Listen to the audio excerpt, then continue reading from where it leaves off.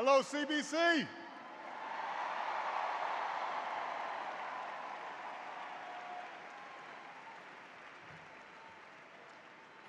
Well, it is wonderful to be back with all of you. I want to acknowledge, first of all, Chair of the CBC, Barbara Lee, for the outstanding work that she has done this year.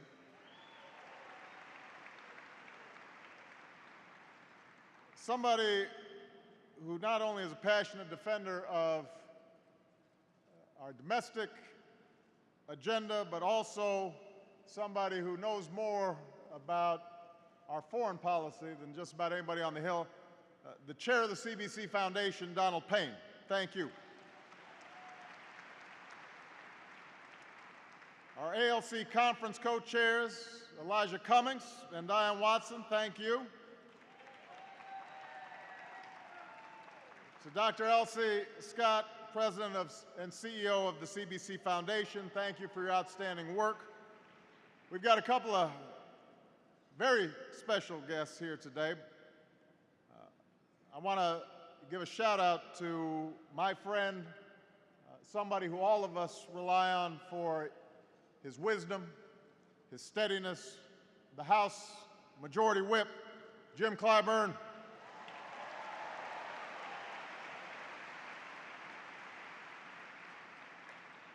A couple of folks who are working tirelessly in my cabinet.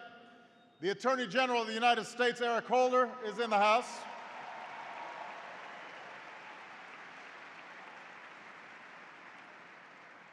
The woman who's charged with implementing health care reform, HHS Secretary Kathleen Sebelius, is here.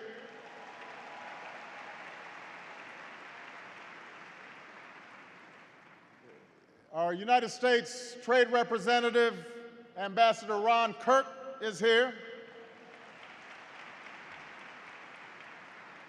And obviously, it is a great honor to have been able to speak backstage to this year's Phoenix Award honorees, Judith Jamison, Harry Belafonte, Sheila Oliver, and Simeon Booker. Thank you for everything that you've done for America.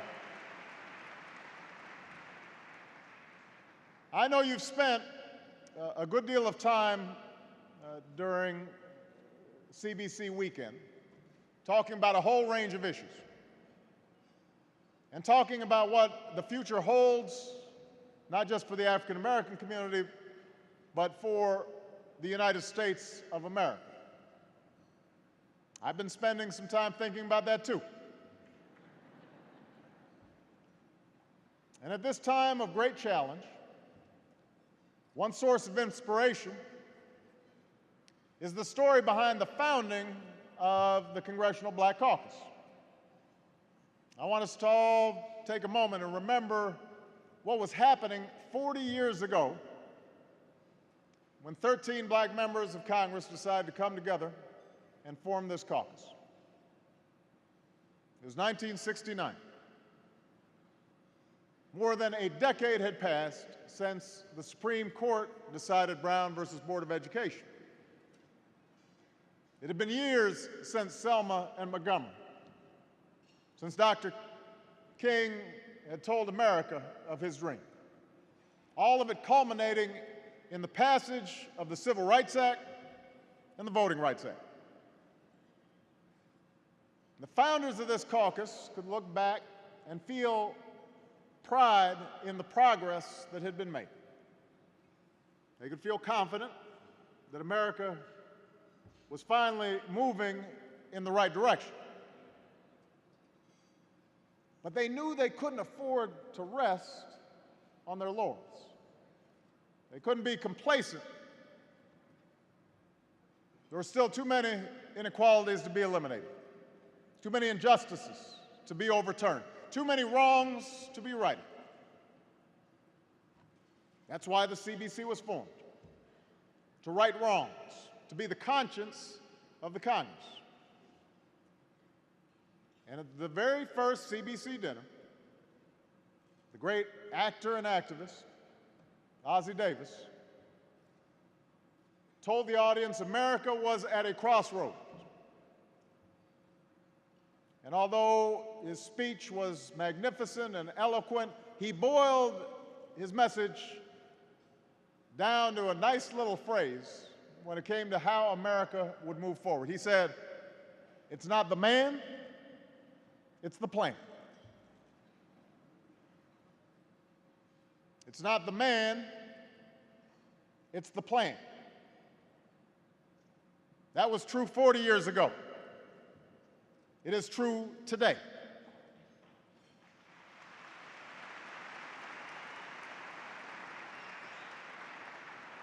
We all understood that during my campaign. This wasn't just about electing a black president. It was about a plan to rescue our economy and rebuild it on a new foundation.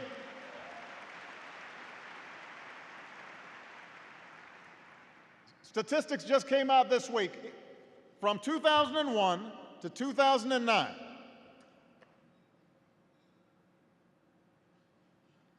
the income of middle-class families in this country went down 5%. Think about that. People's incomes during that period, when the economy was growing, went down 5%. That's what our agenda was about, making sure that we were changing that pattern. It was about giving every hardworking American a chance to join a growing and vibrant middle class and giving people ladders and steps to success. It was about putting the American dream within the reach of all Americans, not just some. No matter who you are, no matter what you look like, no matter where you come from, everybody would have access to the American dream. I don't have to tell you, we're not there yet. This historic recession, the worst since the Great Depression, has taken a devastating toll on all sectors of our economy. It's hit Americans of all races and all regions and all walks of life. But has been true often in our history, as has been true in other recessions. This one came down with a particular vengeance on the African American community. It added to problems that a lot of neighborhoods had been facing long before the storm of this recession. Long before this recession, there were black men and women throughout our cities and towns who'd given up looking for a job. And kids standing around on the corners without any prospects for the future. Long before this recession, there were blocks full of shuttered stores that hadn't been opened in generations. So yes, this recession made matters much worse, but the African American community has been struggling for quite some time. It's been a decade in which progress has stalled. And we know that repairing the damage, climbing our way out of this recession, we understand it will take time. It's not going to happen overnight. But what I want to say to all of you tonight is that we've begun the hard work of moving this country forward. We are moving in the right direction. When I took office, our economy was on the brink of collapse.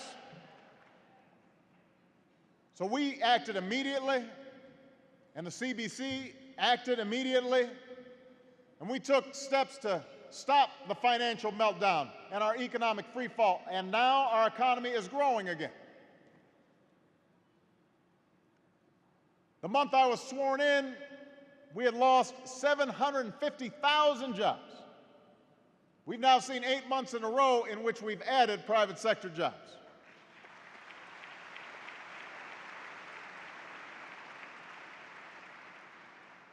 We're in a different place than we were a year ago or 18 months ago. And let's face it, taking some of these steps wasn't easy. There were a lot of naysayers, a lot of skepticism. There was a lot of skepticism about whether we could get GM and Chrysler back on their feet. There were folks who wanted to walk away, potentially see another 1 million jobs lost, but we said, we've got to try. And now U.S. auto industries are profitable again and hiring again, back on their feet again, on the move again.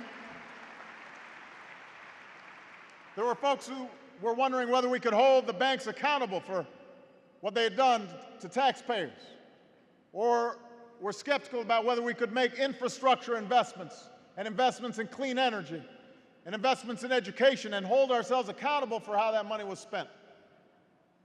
There was a lot of skepticism about what we were trying to do, and a lot of it was unpopular. But I want to remind everybody here, you did not elect me to do what was popular. You elected me to do what was right. That's what we've been fighting together for, to do what's right. We don't have our finger out to the wind to know what's right.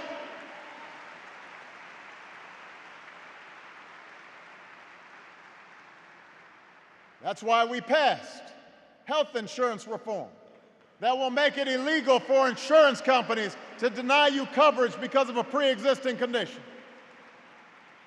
Historic reforms that will give over 30 million Americans the chance to finally obtain quality care. Tackles the disparities in the healthcare system. Puts a cap on the amount you can be charged in out-of-pocket expenses, because nobody should go broke because they got sick in a country like the United States of America. Not here.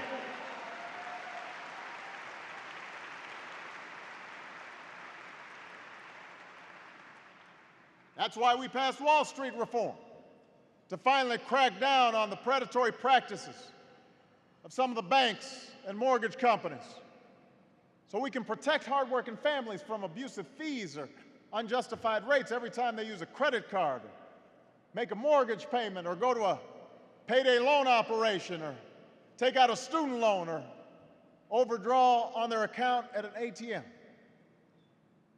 Laws that will help put an end to the days of government bailouts, so Main Street never again has to pay for Wall Street's mistakes.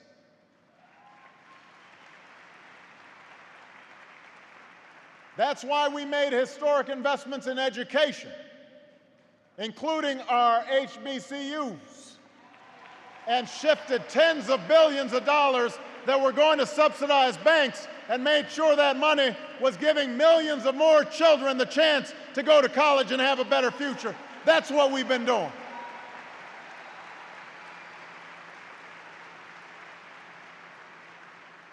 That's why we're keeping the promises I made on the campaign trail. We passed tax cuts for 95% of working families. We expanded national service from AmeriCorps to the Peace Corps. We recommitted our Justice Department to the enforcement of civil rights laws. We changed sentencing disparities as a consequence of the hard work of many in the CBC. We started closing tax breaks for companies that ship jobs overseas, so we can give those tax breaks to companies that invest right here in the United States of America. We ended our combat mission in Iraq and welcomed nearly 100,000 troops home.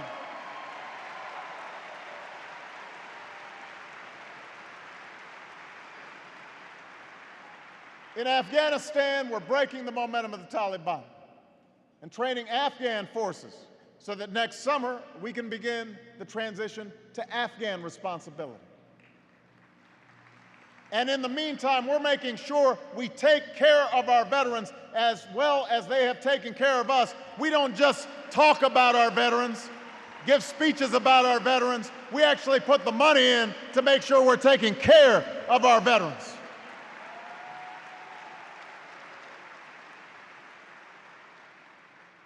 And even as we manage these national security priorities,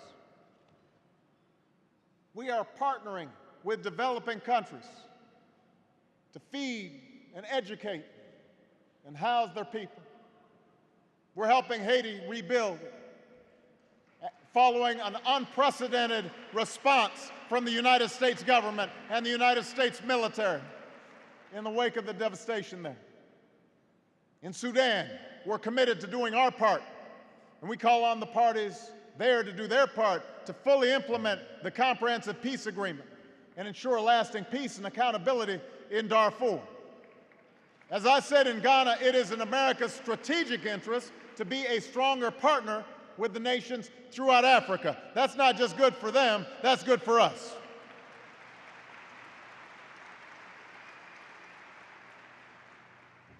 That's what we've been doing, CBC, at home and abroad.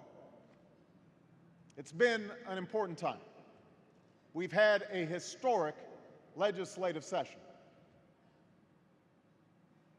We could have been just keeping things quiet and peaceful around here, because change is hard.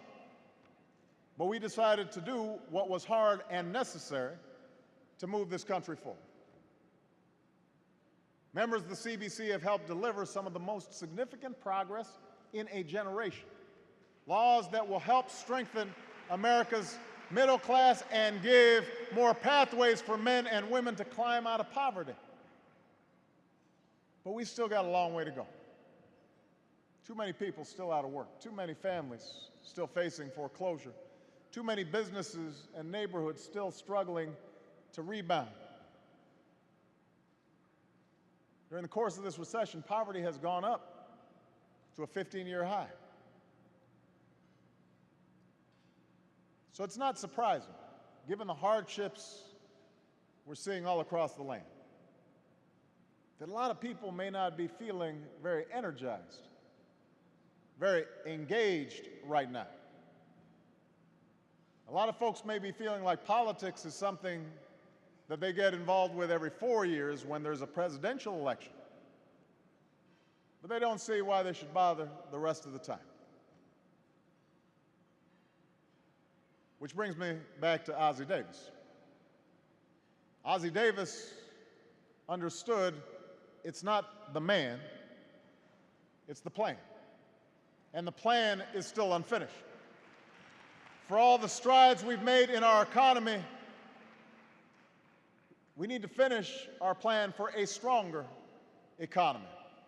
Our middle class is still shaken, and too many folks are still locked in poverty.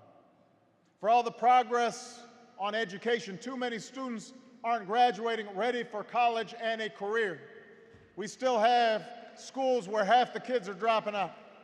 We've got to finish our plan to give all of our children the best education the world has to offer.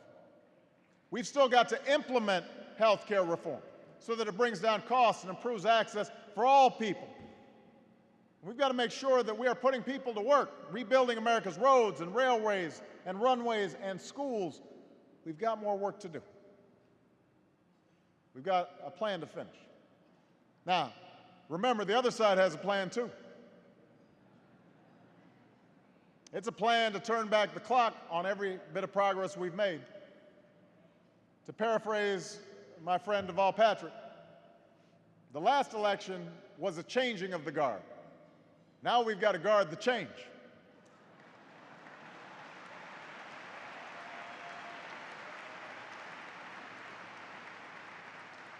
Because everything that we are for, our opponents have spent 2 years fighting against. They said no to unemployment insurance, no to tax cuts for ordinary working families, no for small business loans, no to providing additional assistance to students who desperately want to go to school. That's their motto: no, we can't. Can you imagine having that on your bumper sticker? It's not very inspiring. In fact, the only agenda they've got is to go back to the same old policies that got us into this mess in the first place. I'll give you an example.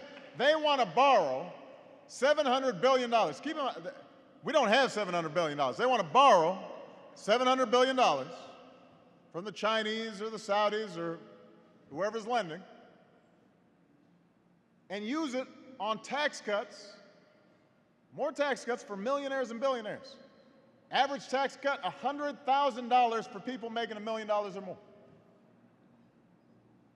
Now, the next few years are going to be tough budget years, which is why I've called for a freeze on some discretionary spending.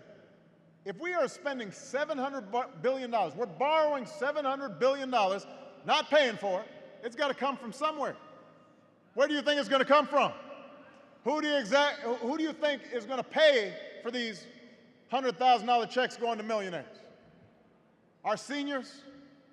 Our children? Hardworking families all across America that are already struggling? We shouldn't be passing tax cuts for millionaires and billionaires right now. That's not what we should be doing. We should be helping the middle class grow. We should be providing pathways out of poverty. And yet the man with the plan to be Speaker of the House, John Boehner, attacked us for closing corporate tax loopholes and using the money to keep hundreds of thousands of essential personnel on the jobs all across the states. He called these jobs, and I quote, government jobs, suggested they weren't worth saving. Teacher jobs, police officer jobs, firefighter jobs. Ask your sister who's a teacher if her job is worth saving. Ask your uncle who's a firefighter if his job was worth saving. Ask your cousin who's a police officer if her job was worth saving. Ask your neighbors if their jobs were worth saving, because I think a job is worth saving if it's keeping Americans working and keeping America strong and secure. That's what I believe. That's what's at stake in this.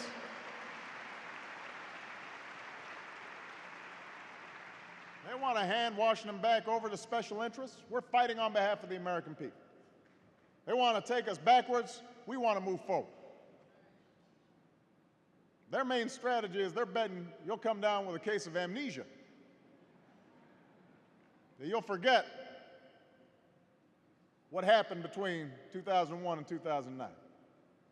What that agenda did to this country when they were in charge. And they spent almost a decade driving the economy into the ditch. And now we've been down in that ditch, put on our boots. It's hot down there. We've been pushing the car, shoving it, sweating. They're standing on the sidelines, sipping a Slurpee, watching us, saying you're not pushing fast enough, you're not pushing hard enough. Finally, we get the car out of the ditch. It's back on the road. They tap us on the shoulder. They say, we want the keys back. We tell them, you can't have the keys back. You don't know how to drive.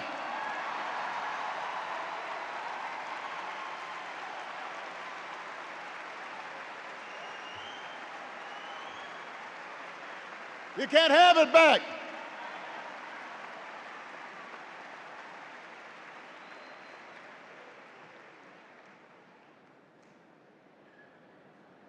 That's right.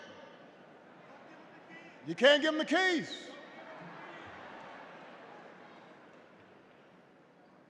I mean, I just want to point out, if you want your car to go forward, what do? You put it in D. You want to go backwards, what do you do? That's all I'm saying. That's not a coincidence.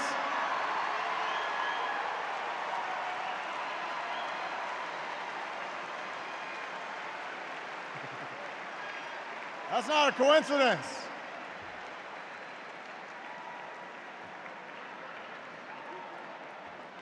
All right, we got to move this program along.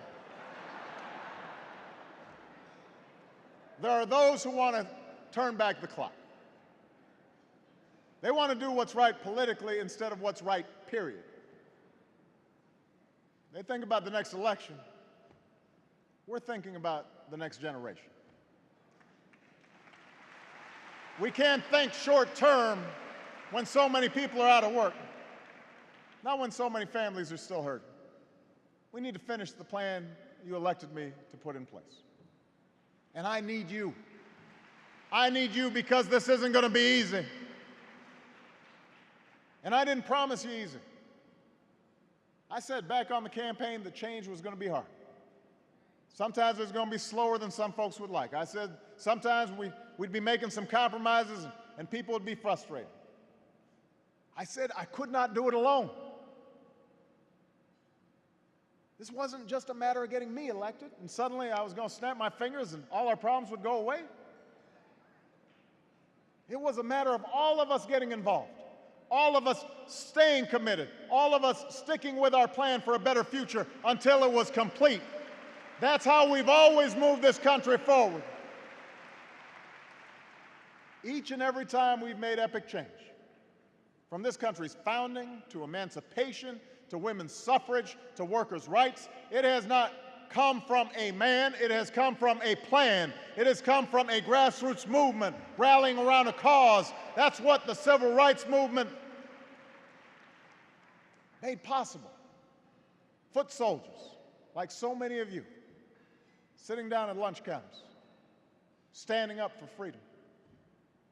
What made it possible for me to be here today? Americans throughout our history, making our union more equal, making our union more just, making our union more perfect, one step at a time. That's what we need again. So I need everybody here to go back to your neighborhoods, to go back to your workplaces, to go to churches and go to the barber shops and go to the beauty shops and tell them we've got more work to do. Tell them we can't wait to organize. Tell them that the time for action is now, and that if each and every person in this country who knows what is at stake steps up to the plate, if we are willing to rise to this moment like we've always done, then together we will write our own destiny once more. Thank you, God bless you, and may God bless the United States of America.